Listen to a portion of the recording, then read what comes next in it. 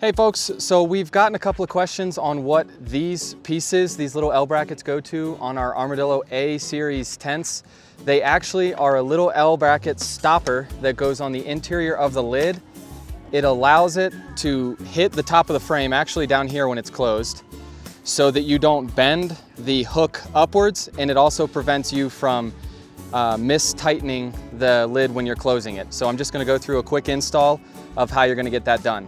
On the back of the latching portion, you're gonna see a couple of black caps. You can just pop those off real simple.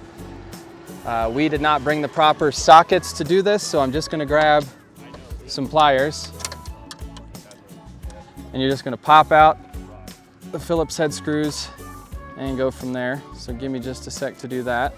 Once that's off, you just line up the holes without pushing the screws all the way out.